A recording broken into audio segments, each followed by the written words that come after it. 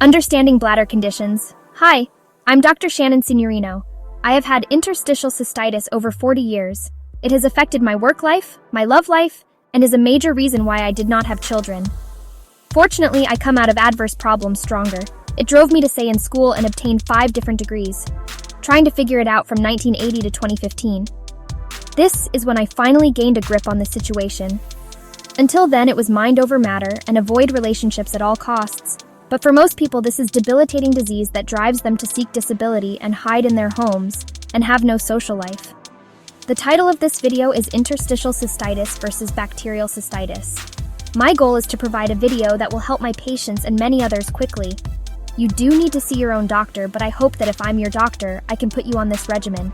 And for others, when you see your doctor, you can tell them about it, and they will consider the regime for you.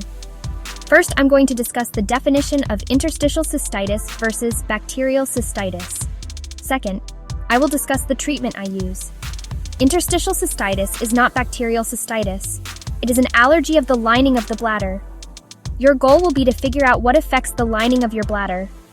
Make a log every day of what you do and how you feel the next day. Bacterial cystitis is an infection. It is treated with antibiotics and it goes away. Interstitial cystitis does not go away. It is with you for a lifetime. The signs and symptoms of both are frequent urination, sometimes up to 40 times per day, pain in the bladder and the pelvic area, pain during sexual intercourse, spasms of the bladder throughout the day. I used to joke about my second office in the military, and it was the bathroom. My colleagues even put a sign on it that said Shannon's office. They thought it was funny, I agreed, but I wasn't laughing. I have tried many of the interventions they are using at urology offices, including 7 surgeries to dilate the bladder. You see, the bladder shrinks when it is irritated and makes the whole situation worse. I have tried them and most have really hurt me. They do DMSO infusions that are very painful. They burn. They use heparin infusions. I'm not sure why. I believe they thin your blood. They prescribe Elmiron, which I bought cash before it was a prescription on any drug plan in the US, at $400 a month. And it did not help me at all. They inject Botox, but I fear you wouldn't be able to go to the bathroom at all. And they are using stem cells, which ultimately did help me. It reduced the fact I had to urinate 40 times a day down to 10 times a day. I did gain a little weight each time, and at the time I did it, it was not accepted by insurance either. So it cost me over $30,000 the first time, and $5,000 each time after. But it is worth it. Bottom line, I want you to know how I treat this. I give 1 antibiotic a day prophylactically to prevent the very horrible thought of having bacterial cystitis and interstitial cystitis at the same time. I give 2 Pyridium a day. This is also called Urostat, and you can buy this immediately over the counter when you have a flare. Later on, you can ask your doctor for a prescription due to the cost. I prescribe hydroxyzine 4 times a day at 10 milligrams so that you won't be sleepy, but it works for anxiety, insomnia, pain, and inflammation from the histamine reaction. I prescribe prednisone 5 milligrams or methylprednisolone 4 milligrams for when people do have sexual intercourse. I tell my patients to plan it ahead of time and limit it to 2 times a week so you can have 2 days to recover each time and live a comfortable life without cutting out that part of it, but not overdoing it. I recommend a muscle relaxer a couple times a day called methocarbamol. This will not make you sleepy at a low dose 500 milligrams. And that is basically the regimen I prescribe. Now let's review: 1 Keflex 500 milligrams, 2 Pyridium 95 milligrams, 4 hydroxyzine 10 milligrams, to methocarbamol 500 milligrams, and very low dose, even as low as 1 to 4 milligrams stereo twice a week for intercourse and for acute flares, a 5-day 1-a-day dose only.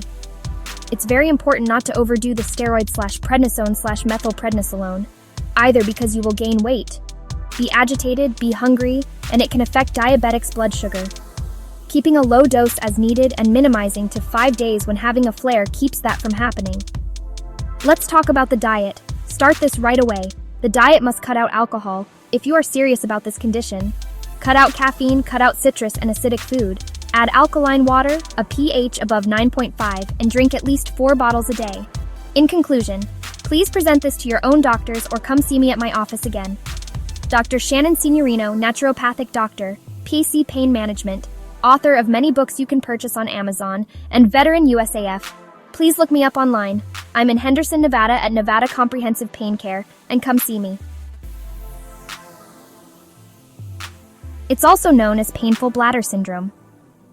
This condition primarily causes recurring discomfort or pain in the bladder and the surrounding pelvic region.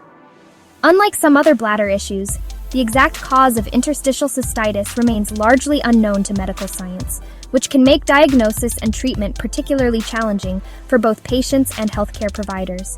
It's important to understand that this is not a simple infection that can be easily cleared up. People with IC often experience a wide range of symptoms that can fluctuate in intensity.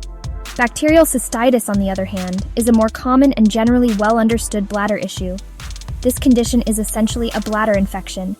It occurs when bacteria, most commonly Escherichia coli, enter the urethra and then travel up into the bladder, where they begin to multiply.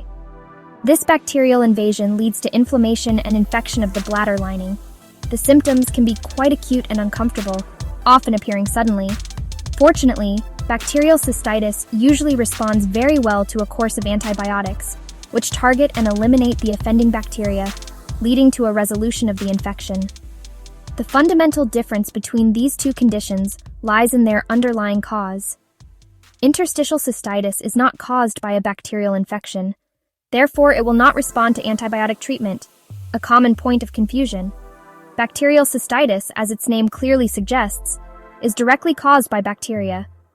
This distinction is absolutely critical because the treatment approaches for IC and bacterial cystitis are vastly different. Misdiagnosing one for the other can lead to ineffective treatment, prolonged suffering, and potential complications, such as antibiotic resistance if antibiotics are used inappropriately for IC. Because the cause of interstitial cystitis is often elusive, diagnosing it can be a process of elimination. Doctors may need to rule out other conditions with similar symptoms, such as urinary tract infections, bladder cancer, or endometriosis in women. Bacterial cystitis, conversely, can usually be diagnosed quickly and accurately with a simple urine test that detects the presence of bacteria and white blood cells. This clear diagnostic pathway for bacterial infections highlights the complexities involved in identifying and confirming a diagnosis of bacterial versus interstitial cystitis, a journey that can be frustrating for many individuals seeking relief.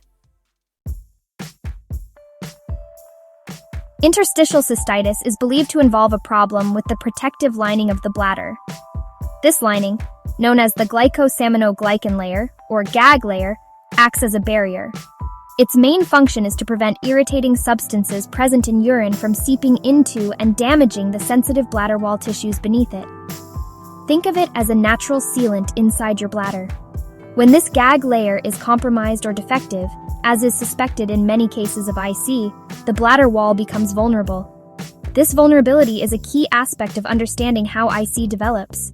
When the GAG layer is not functioning properly, toxic or irritating components in the urine can directly contact the bladder muscle and nerve endings.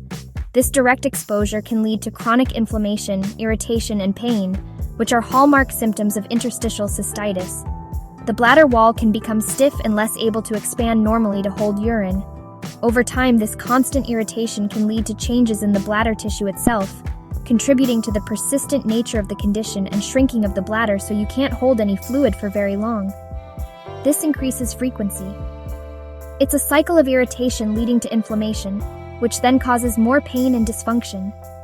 In some individuals with interstitial cystitis, a specific finding called Hunter's ulcers or Hunter's lesions may be present. These are distinct reddish inflamed patches on the bladder wall that can sometimes bleed. They are considered a more severe or classic form of IC. These lesions are typically identified during a cystoscopy, a very painful procedure where a thin tube with a camera is inserted into the bladder. Patients with Hunter's ulcers often report intense pain and a significant impact on their quality of life. Treating these ulcers directly can sometimes provide symptom relief for these individuals. It is important to note, however, that not everyone with interstitial cystitis will have Hunter's ulcers. In fact, the majority of IC patients do not have these specific lesions. Their bladder wall may show signs of inflammation, such as tiny hemorrhages called glomerulations, or it might even appear relatively normal during a cystoscopy, especially in the early stages. This variability makes IC a heterogeneous condition, meaning it presents differently in different people. The absence of Hunter's ulcers does not mean the condition is any less real or painful for the individual experiencing it. Living with interstitial cystitis means coping with a range of troubling symptoms on a daily basis. The most prominent symptom is often chronic pain, which can be felt in the bladder, lower abdomen, pelvis, or urethra. Another major issue is urinary urgency, a sudden, compelling need to urinate that is difficult to ignore. This is often accompanied by urinary frequency, meaning individuals may need to urinate many times throughout the day and night, sometimes as often as every few minutes during severe flares. This constant need to find a restroom significantly impacts daily activities. The daily struggles for someone with IC can be immense and far-reaching. Constant pain and the relentless need to urinate can disrupt work, social life, and sleep. Sleep deprivation, resulting from nocturia, can worsen pain and lead to fatigue, anxiety, and depression. Intimate relationships can also be strained due to pain during or after sexual activity. Many individuals find it challenging to travel, attend events, or even complete simple errands without carefully planning for bathroom access. The condition can feel isolating and greatly diminish overall quality of life. When comparing symptoms, interstitial cystitis and bacterial cystitis can initially seem similar, particularly with sensations of urgency and frequency. However, the pain associated with IC is typically chronic and persistent, even when no infection is present. Bacterial cystitis pain is acute and usually subsides once the infection is treated with antibiotics. A key differentiator is that antibiotics provide no relief for IC symptoms because bacteria are not the cause. This is a crucial distinction that often gets missed, leading to repeated, ineffective courses of antibiotics for individuals who actually have IC. One of the biggest misconceptions revolves around the use of antibiotics. Because urinary symptoms are so commonly associated with infections, many people, and sometimes even healthcare providers less familiar with IC, assume an infection is present. When urine tests come back negative for bacteria, yet symptoms persist, it can be confusing. It is vital to understand that interstitial cystitis is a chronic inflammatory condition, not an infectious one. Therefore, antibiotics are not an effective treatment, and their overuse can contribute to actually further burning the lining of the bladder and making it worse, as well as antibiotic resistance if you give high doses all the time. Managing interstitial cystitis often involves a multifaceted approach, as there is no one-size-fits-all cure.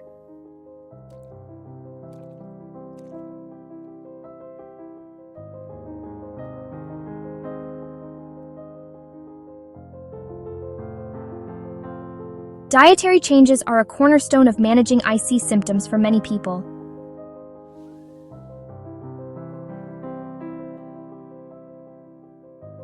Keeping a detailed food diary can be very helpful in identifying personal trigger foods. Once identified, eliminating or significantly reducing these irritants from the diet can lead to a noticeable improvement in bladder pain and urinary urgency.